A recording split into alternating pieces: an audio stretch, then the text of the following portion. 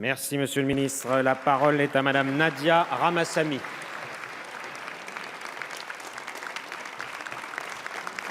Allez-y, Madame la députée. Merci, Monsieur le Président. Ma question s'adresse à Monsieur le Premier ministre.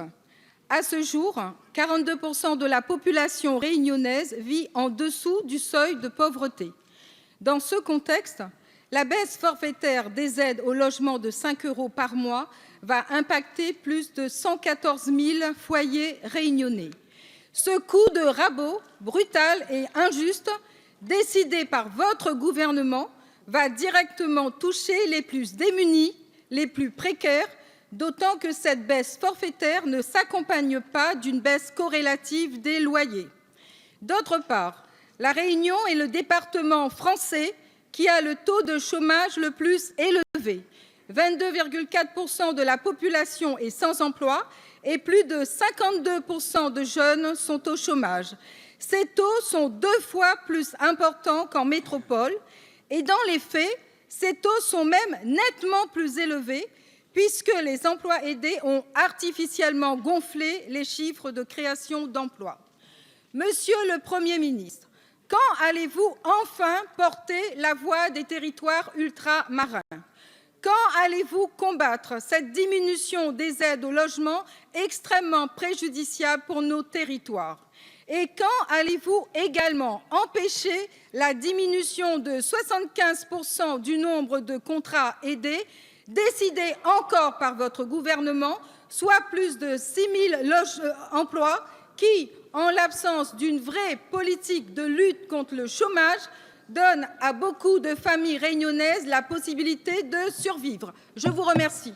Merci, Madame la députée. La parole est à Monsieur Jacques Mézard, ministre de la Cohésion des Territoires.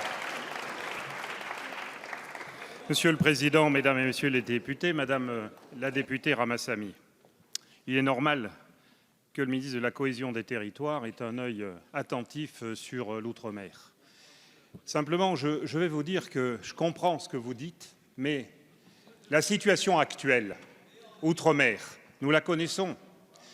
Nous héritons d'une situation, et je ne veux pas jeter l'opprobre sur ceux qui nous ont précédés, mais quand même, je vais vous rappeler à vous,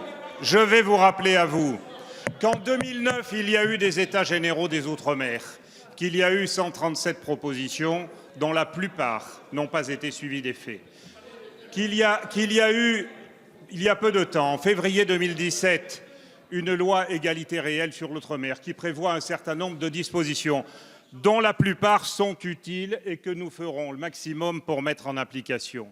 Mais ce qu'il faut faire, c'est avoir une politique qui ne soit pas une politique de réponse simplement à l'urgence, mais une politique de programmation, et c'est l'objet des assises des Outre-mer qui vont démarrer au mois de septembre.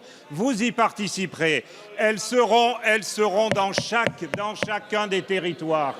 Et bien évidemment, aujourd'hui, cette situation, je le sais, qui est souvent critique, avec des problèmes d'emploi qui sont beaucoup plus graves que dans beaucoup d'autres territoires. Nous en sommes conscients et je peux vous dire que la ministre Outre-mer, qui est en charge de ce dossier et qui la connaît, cette situation, puisqu'elle fait partie de ces territoires, va réaliser avec ses assises de l'outre-mer une vraie politique ambitieuse qui, elle, sera suivie des faits.